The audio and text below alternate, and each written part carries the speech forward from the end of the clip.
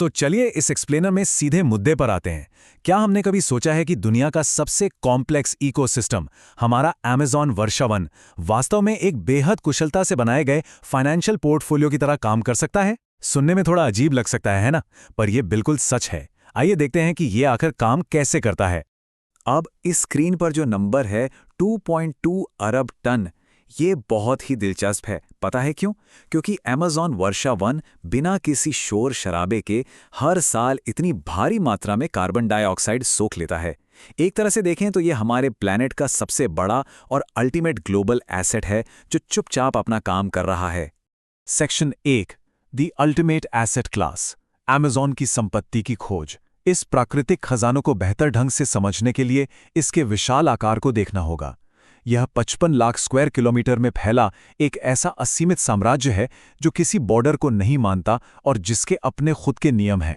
ये लिस्ट देखकर हमें अमेज़न के स्टैगरिंग डाइवर्सिफिकेशन का अंदाजा हो जाता है। यहाँ 3000 से ज्यादा मछलियाँ, 10,300 पक्षियों की प्रजातियाँ और 25 लाख अलग अलग तरह के कीड़े हैं। और सबसे हैरान करने वाली बात, सिर्फ 2023 में ही यहाँ 279 नई प्रजातियां खोजी गईं। मतलब लगभग हर 30 घंटे में एक नई डिस्कवरी। सच में ये एक रियल गेम चेंजर है। अब अगर हम इन इंडिविजुअल एसेट्स को थोड़ा और करीब से देखें तो पिंक रिवर डॉल्फिन, जिसे बोटो भी कहते हैं, उसका उदाहरण बड़ा ही यूनिक है। इनकी गर्दन 180 डिग्री तक घूम सकती है और इनका दिमाग इंसानों से 40% बड़ा होता है। ये हाईली स्पेशलाइज्ड एडेप्टेशंस इन्हें बाढ़ग्रस्त जंगलों में वहां जाने में मदद करते हैं जहां और कोई जीव नहीं पहुंच सकता। और दूसरी तरफ इस इकोसिस्टम में ग्रीन एनाकोंडा जैसे एपेक्स प्रेडेटर्स भी हैं। 9 मीटर लंबा और 250 किलो तक वजनी, ये बिना आवाज किए शिकार करता है। ये बिल्कुल साफ कर देता है कि इस प्राकृतिक पोर्टफोलियो में एसेट्स या तो शानदार ढंग से माहौल में ढलने वाले हैं या फिर बेहद ताकतवर। चलिए आगे बढ़ते हैं। सेक्शन 2, ग्लोबल डिविडेंड्स, अमेज़न कैसे भुगतान करता है।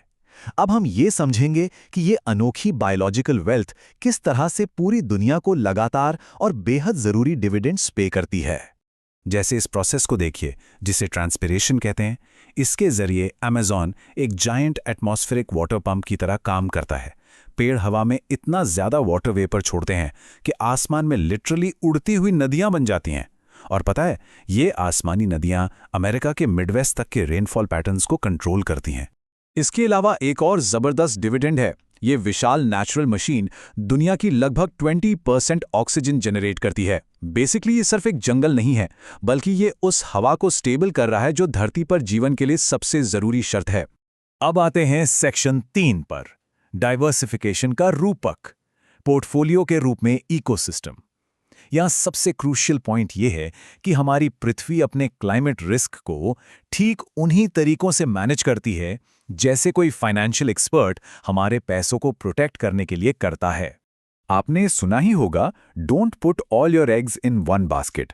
जैसे एक समझदार इन्वेस्टर अपने पोर्टफोलियो में इंडेक्स फंड्स, बॉन्ड्स और एसआईपी का मिक्स रखता है, ठीक वैसे ही हमारी पृथ्वी इकोलॉजिकल शॉक को झेलने के लिए अलग अलग नेचुरल हैबिटेट्स जैसे जंगलों, घास के मैदानों और जल निकायों पर निर्भर करती है।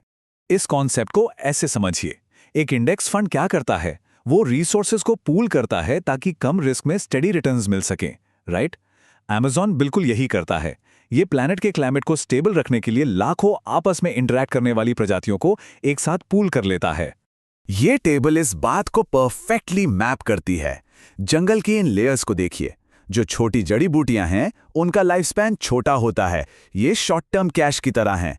जो झाड़ियां हैं, वो मीडियम टर्म बॉन्ड्स की तरह काम करती हैं। और जो बड़े बड़े पेड़ हैं, वो हमारे लॉन्ग टर्म इंडेक्स फंड्स हैं, जो दशकों और सदियों तक ग्रोथ को आगे बढ़ाते हैं। लेकिन अब आते हैं सेक्शन 4 पर, एसेट स्ट्रिपिंग, वनों की कटाई के खतरे। बदकिस्मती से आजकल डिफॉरेस्टेशन का जो ट्रेंड चल रहा है, वो शायद सबसे खराब रिस्क मैनेजमेंट स्ट्रैटेजी है। ये एक तरह से अपने सबसे हाई परफॉर्मिंग पोर्टफोलियो को कौड़ियों के दाम बेचने जैसा है। ये चार्ट दिखाता है कि आखिर इस फॉरेस्ट मार्केट में ये क्रैश आ क्यों रहा है। सब्सिस्टेंस फार्मिंग, कमर्शियल एग्रीकल्चर और लॉगिंग इन सारे बायोलॉजिकल एसिड्स को बड़ी तेजी से खत्म कर रहे हैं। जब इन इकोलॉजिकल एसिड्स को हटाया या जलाया जाता है तो उनके अंदर का स्टोर्ड कार्बन सीधे हवा में रिलीज हो जाता है। और जैसा कि आप देख सकते हैं, ये अकेले टोटल ग्लोबल वार्मिंग में लगभग 10% का योगदान दे रहा है। ये लिटरली अपने ही पैरों पर कुल्हाड़ी मारने जैसा है। और बात सिर्फ कार्बन की नहीं है। इस एसिड स्ट्रिपिंग की वजह से ऐसी अनोखी बायोडाइवर्सिटी और अनजाने मेडिसिनल प्लांट्स हमेशा के लिए खत्म हो रहे हैं, जिनकी असली वैल्यू शायद हमने अभी तक डिस्कवर भी नहीं की थी। जरा सोचिए, हम उन किताबों को जला रहे हैं जो हमने अभी तक पढ़ी ही नहीं है। लेकिन उम्मीद अभी बाकी है। सेक्शन 5, सस्टेनेबल वेल्थ मैनेजमेंट, भविष्य के लिए समाधान। इस पोर्टफोलियो को दोबारा बनाने और प्रोटेक्ट करने के लिए हमें प्रूवन सस्टेनेबल मैनेजमेंट स्ट्रैटेजीज की जरूरत है, जो एक्चुअली अभी से ही काफी शानदार रिजल्ट्स दिखा रही हैं। एक बहुत ही प्रॉमिसिंग डेटा पॉइंट देखे। ब्राजीलियन अमेज़न में सिर्फ वहां के इंडिजिनस पीपल्स यानी मूल निवासियों के लैंड राइट्स को सुनिश्चित करने से ही डिफॉरेस्टेशन के रेट्स में 66% की भारी कमी आई है।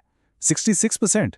मतलब जो लोग सदियों से जंगल के साथ तालमेल में रह रहे हैं, वही इसके सबसे बेहतरीन फंड मैनेजर्स हैं। तो पृथ्वी के इस पोर्टफोलियो को वापस स्टेबल करने के स्टेप्स एकदम क्लियर हैं। पारंपरिक स्वदेशी लोगों को एम्पावर करना, फॉरेस्ट प्रोटेक्शन लॉज को सख्ती से लागू करना, इकोसिस्टम सर्विसेज के लिए पेमेंट वाले मॉडल को अपनाना और कॉरपोरेट सप्लाई चेन में अकाउंटेबिलिटी की मांग करना। और आखिर में ये सब हमें इस बहुत ही ज़रूरी सवाल पे छोड़ जाता है, अगर अपनी वेल्थ को बचाने का सबसे गोल्डन रूल डाइवर्सिफिकेशन है, तो फिर कोई भी दुनिया के सबसे वैल्यूएबल इकोसिस्टम को बैंकरप्ट करने का रिस्क क्यों लेगा? जब हमें पता है कि डाइवर्स एसेट्स की रक्षा करना ही सही रिस्क मैनेजमेंट है, तो अमेज़न को प्रोटेक्ट करना ही हमारा सबसे बड़ा इन्वेस्टमेंट होना चाहिए। इस बारे में ज़रूर सोचिएगा। इस एक्सप्लेनर में साथ जुड़ने के लिए बहुत बहुत शुक्रिया।